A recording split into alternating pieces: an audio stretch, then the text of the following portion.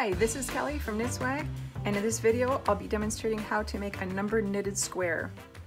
I've got my knitting needles and a ball of yarn, and I've got several stitches cast on.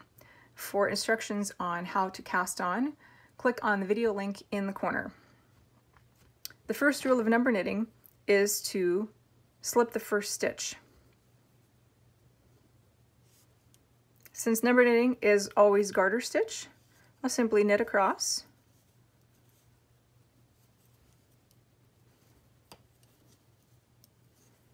And in order to get the chain stitch edge, I will purl the last stitch.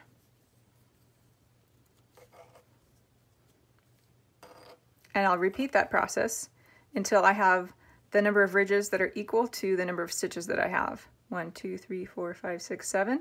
So I will need 7 ridges, which is 14 rows. So I've nearly completed my first garter stitch square, and I'm going to show you next how to bind off and then pick up stitches going at a perpendicular angle. Now, one of the defining characteristics of number knitting is that the stitches run at crossway tension. And so because the stitches are going in different directions, it has an ability to always want to pull itself back to shape, which is lovely. And so I've got 6 ridges here and 6 ridges on the other side. My piece is 7 stitches wide, and so I'm going to bind off on the first row of the 7th ridge. So I slip the first stitch, knit across,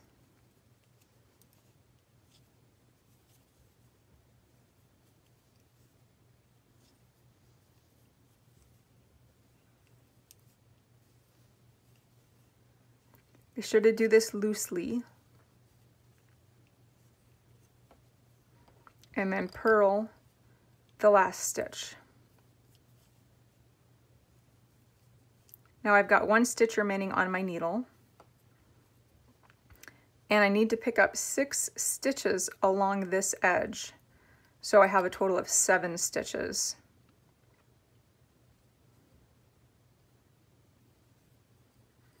Insert your needle into the back leg of the chain. See, there's 2 loops on the chain. You want to put your needle into the back leg of the chain and draw through a loop.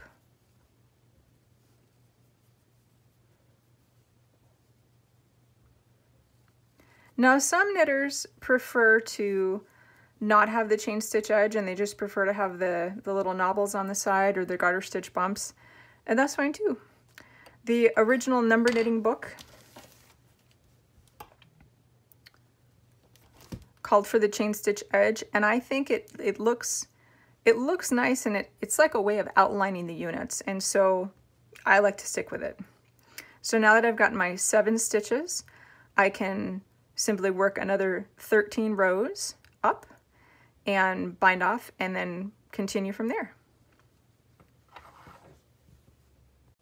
Okay, so I've got my second garter stitch square made, and you can see how just adding this second square to this first square makes this edge kind of tuck in a little bit. So when we add more units around these, the squares will want to pull into more of a square shape. So I've got 6 ridges on one side and 6 ridges on the other side. I'm going to bind off on the first row of the 7th ridge, and that's because I have 7 stitches here. So I'll slip the first stitch and bind off. And remember, you want to do this very loosely.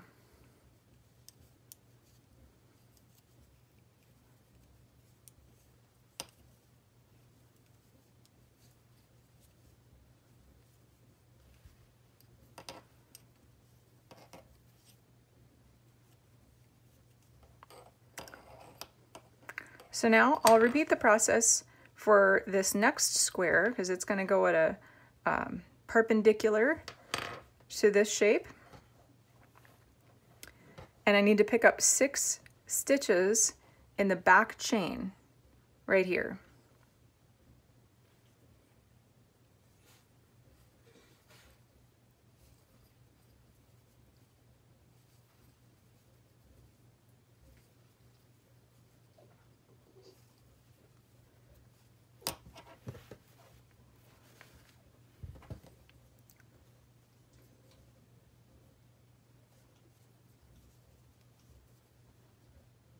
So I've got my 7 stitches, and now you can begin to see how each of these shapes is going to have that nice chain stitch outline.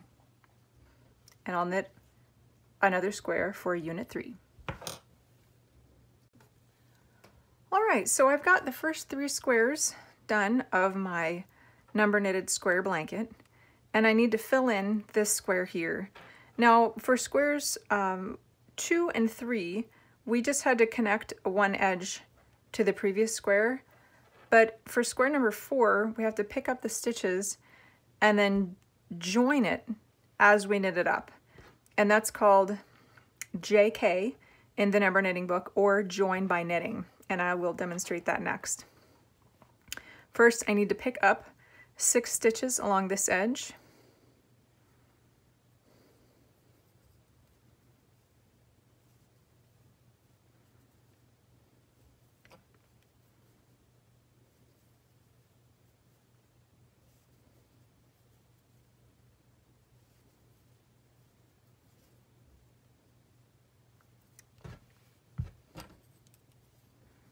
And then knit row 2.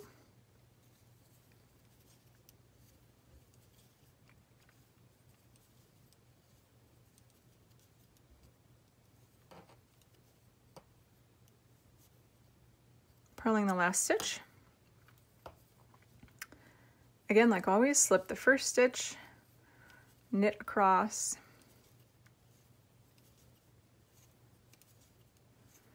and when you get to the last stitch, don't purl it. Instead, what you're going to do is transfer it to the right needle just temporarily, and we're going to pick up 1 stitch here on the edge, kind of in the corner, and knit that together with the last stitch on the needle.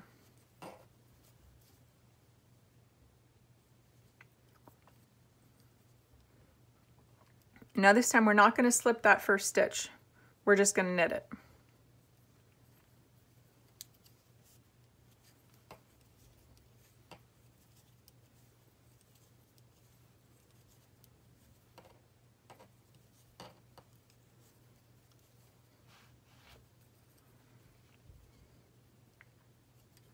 Slip the first stitch, knit across,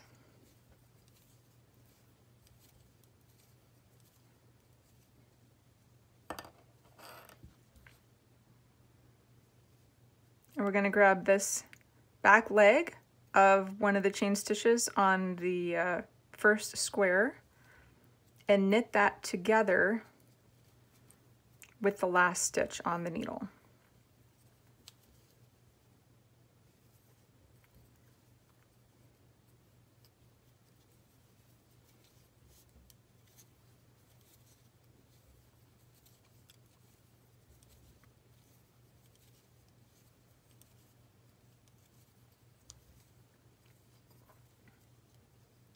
And you'll just keep working the square as you normally would, except for when you get to the last stitch, you'll just knit it together with one of the chain stitches from the cast on edge of square 1. And that's one of the reasons why I like a chain stitch edge on my cast on so much, is that it makes it so that even on these units where you're joining one unit to the side unit here with joined by knitting, you'll still have that chain stitch edging outline, and it will match all the rest of your units.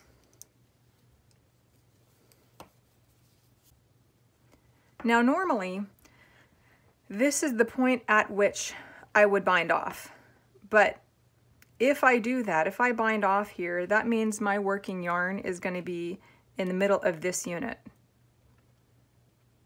which is okay, I suppose, but I'd rather have my working yarn and start this new round of concentric squares. I'd rather start it on the corner here. And so I've got 6 ridges on the front and 6 ridges on the back. And so what I'm going to do is work this first ridge as normal, not bind off.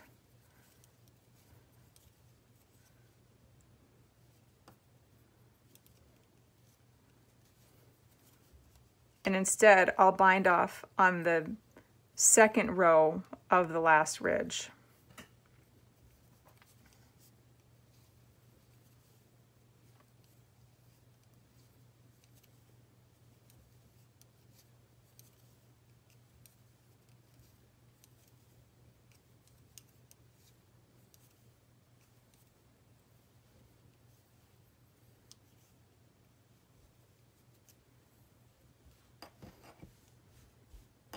Now I've got my 4 squares, and you can see they squared up nicely once I got all 4 of them on there. This is unit 1, 2, 3, and 4. It's kind of like in a kind of a basket weave pattern. And so now what I need to do to continue this, I need to cast on stitches this way and work unit 5 going horizontally like that. I've got my seven stitches to work with for unit 5, and just like in unit 4 I cast on and joined on one side, I'm going to do the same thing here for unit 5. I've cast on, and on the left edge of all these stitches I will be joining this stitch with the chain stitch of the bind off edge.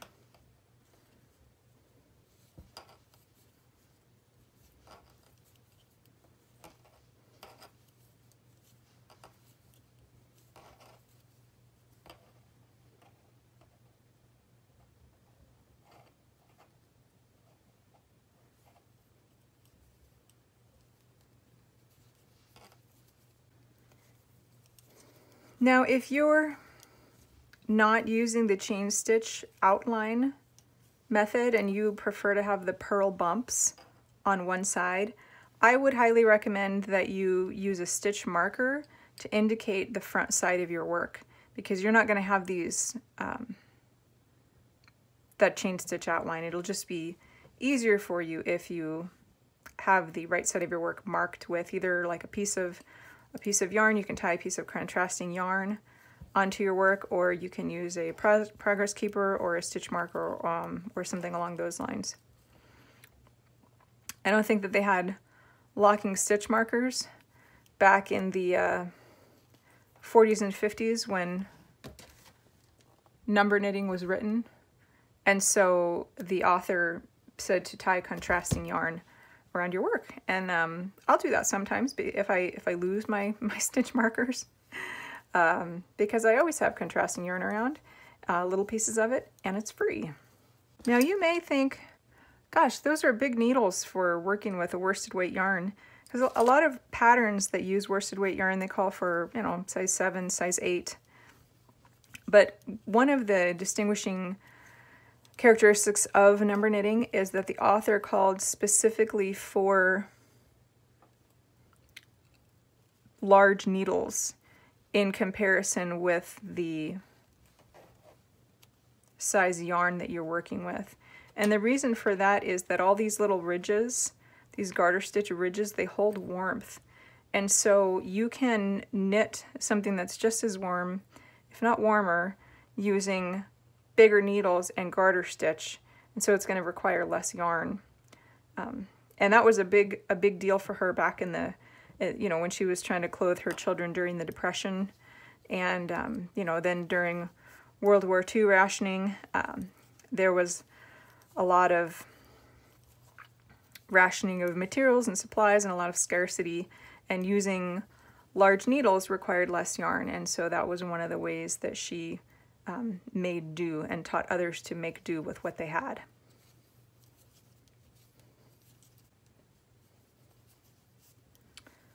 All right, so now I've got 6 ridges on the front, 6 ridges on the back. And now at the first row of the 7th ridge is where I'm going to bind off, because I need my working yarn to be right here next so that I can pick up stitches along this edge and knit them together on this side. So I'll bind off.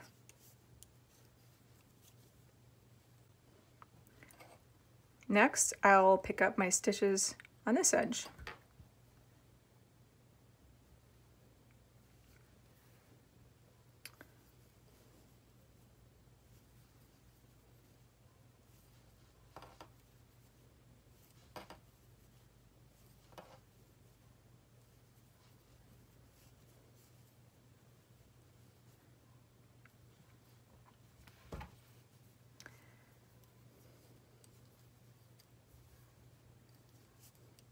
Now this one is a little bit different because we're going to be joining on the right side of this unit as opposed to on the left side.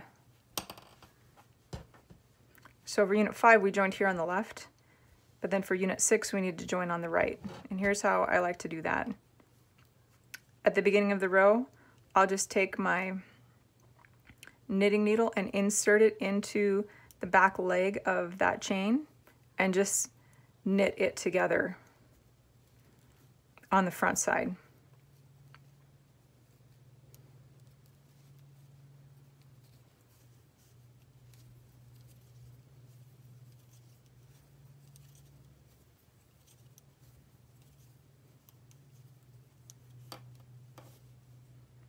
And I'll demonstrate that one more time.